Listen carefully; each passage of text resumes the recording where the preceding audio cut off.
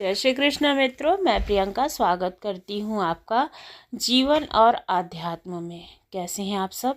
उम्मीद करती हूँ आप सभी लोग अच्छे होंगे, स्वस्थ होंगे। कहानी एक तोतली लड़की की है। आइए कहानी को सुनते हैं। एक सेठ और एक सेठानी हुआ करते थे। उनकी कोई संतान नहीं थी। जी थी, वे बहुत ही धार्मिक प्रवृत्ति की थी और सेठ जी भी उनके साथ धर्म कर्म के काम करते थे। कोई भी अगर भिक्षा मांगने आता तो उसको दान धर्म वे जरूर करते और घर में पूजा पाठ के अभी माहौल बना रहता था। लेकिन उनके कोई संतान नहीं थी। इस वजह से सेठानी बहुत दुखी रहती थी। एक बार बहुत ही दुखी मन से वे घर के बाहर अपने बैठी रहती हैं और उन बच्चे बाहर खेल रहे होते हैं, उनको देख रही होती हैं। उनके मन में यह धारणा आती है कि अगर हमारी भी संतान होती आज तो इन बच्चों के साथ में खेल रही होती है।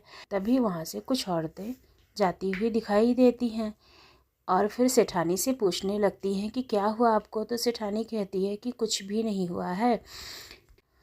अपना दुख दर्द रोने लगती है। तब जो औरतें होती हैं वो कहती हैं कि यहीं पास के घर में एक जगह पे अवसान माता की दुर्दुरिया है, तुम्हारी मर्जी हो तो वहाँ पर तुम भी चलो और माता का प्रसाद लेना, जो कथा पूजा होगी उसको सुनना देखना और माता से ये वरदान मांगना कि तुम्हारे भी कोई संतान हो जाए। अगर कोई संतान हो जाएगी तो माता की पूजा ज़रूर कराना। और दयालु हैं, उनसे जो कुछ भी मांगो वो अवश्य पूरा करती हैं। तो सेठानी वहीं से तुरंत चल देती है और फिर जब वो वहाँ जाती हैं तो जैसी सभी औरतें बताती हैं वैसे ही माता का सिंदूर लेती हैं और पूजा पाठ सब सुनती हैं और वहाँ पे माता को मान के आती हैं कि अगर हमारे कोई संतान हो जाएगी तो हम माता की पूजा ज़रूर कराएंगे। और फिर जब वो घर आती हैं तो उसके बाद में कुछ दिनों के बाद पता चलता है कि वो गर्भवती हैं और फिर उनके एक सुंदर सी कन्या का जन्म होता है।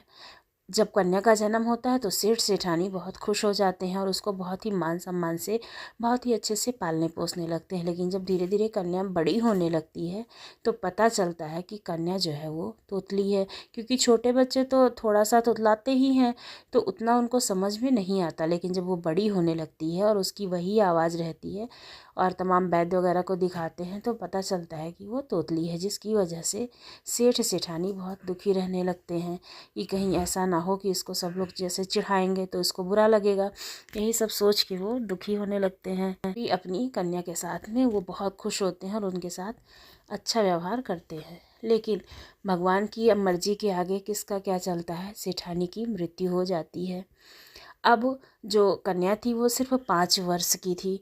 उसके पिता से वो संभल नहीं रही थी, हमेशा रोती रहती थी। सब लोगों ने सलाह दी कि क्यों ना आप दूसरा विवाह कर लें, आपकी जो कन्या है वो अभी बहुत छोटी है, उसको एक माँ की ज़रूरत है, उसको आप अपने आप अकेले नहीं पाल सकते हो।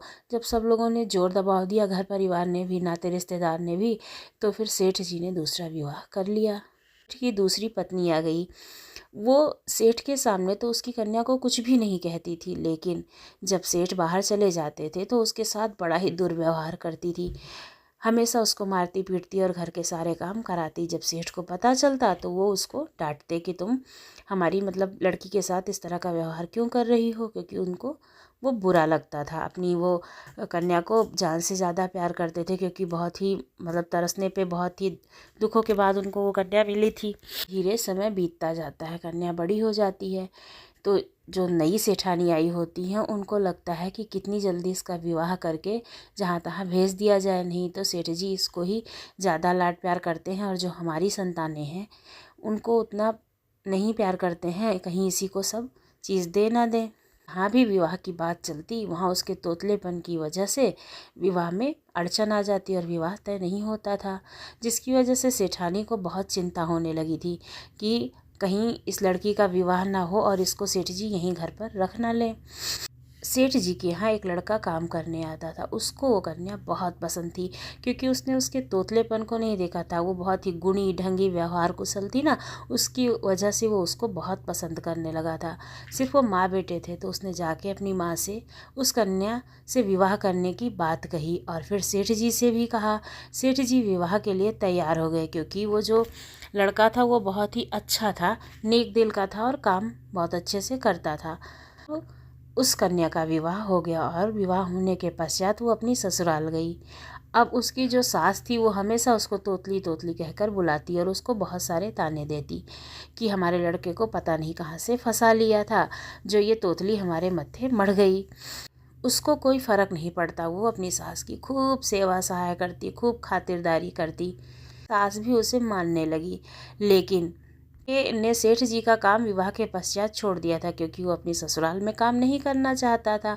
अब दूसरी जगह पर वो काम करता था। अब उसका काम धंधा भी छूट गया और घर में बहुत ही बुरी हालत हो गई, बहुत ही किल्लत से ज़िंदगी बीतने लगी और दाने दाने को वे तरसने लगे, जिसकी वजह से उसकी सास और भी ताने सुनाती कि ये तोतली पता नहीं मेरे मत्थे कैसे मर गई और ये इतने इसके भाग्य फूटे हैं कि जब से हमारे घर में आई है तब से धीरे धीरे गरीबी ही आ गई और हम दाने दाने को मोहताज हो गए। लेकिन वो अपनी सास की उसी तरह से सेवा करती और हमेशा उनका ध्यान रखती, उनकी बातों को वो नज़रअंदाज करती जाती।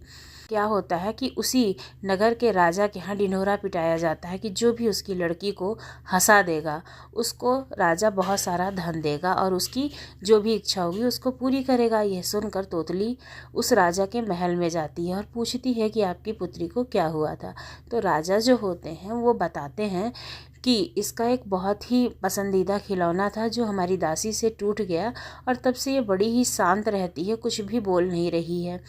तो फिर तोतली उसको अपनी तोतली भाषा में खूब अच्छे से कहानी वहानी सुनाती है और उससे खूब बातें करती है, जिसकी वजह से वो उससे बहुत ही अटैच हो जाती है, यानी कि बहुत ही उसको लगती है और हंसने बोलने लगती है, जिससे राजा जो है बहुत खुश होते हैं।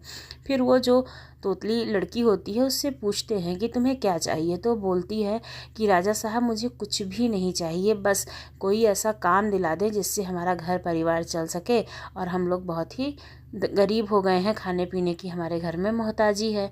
तो राजा साहब कहते हैं कि ठीक है, तुम्हारी इन बातों से मैं बहुत खुश हूँ क्योंकि तुम्हारे अंदर में लालच नहीं है करके बोलते हैं कि तुम जैसा चाहती हो वैसा ही होगा, को काम पे रख लेते हैं।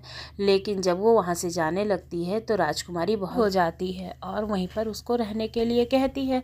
तो राजा साहब उसको अपने महल में काम दे देते हैं और कहते हैं कि तुम भी यहीं पर रहा करो, कुमारी को अच्छा लगे। और फिर इसके बाद में उसको बहुत सारा धन देते हैं और उसका घर बनवा देते हैं और वहीं पर वो रहने लगती है अपने पति और अपनी सास के साथ। उनकी ज़िंदगी सुधर जाती है पहले की अपेक्षा। तब वो लड़की अपनी सास से कहती है कि माँ, मेरी माँ अवसान माता की पूजा किया करती थी, उन्हीं के प्रसाद से मैं हुई थी, इसलिए मैंने अवसान माता की दुर्दुरिया मानी कि अगर हमारी स्थिति सुधर जाएगी, हमें कोई काम मिल जाएगा, तो मैं माता का पूजा करूँगी और 7 सुहागनों को बुलाऊँगी और यथाशक्ति जो भी मुझे हो सकेगा वैसे भोग प्रसाद लगाऊंगी और भजन कराऊंगी। तो फिर उसकी सास खुश हो जाती है और कहती है कि जैसा तुम चाहोगी बहू वैसा ही होगा। और फिर वे अवसान माता की पूजा कराते हैं, घर में 7 सुहागनों को बुलाते हैं और अवसान माता की पूजा कथा आरती होती है और वो लोग खुशी खुशी रहने लगते हैं। तो जिस तरह से अवसान माता ने उस तोतली लड़की के जीवन को सुधारा, उसी तरह माता रानी सबकी ऊपर कृपा बरसाएं, सबके ऊपर अपनी कृपा दृष्टि बनाए। बोलो अवसान माता की जय।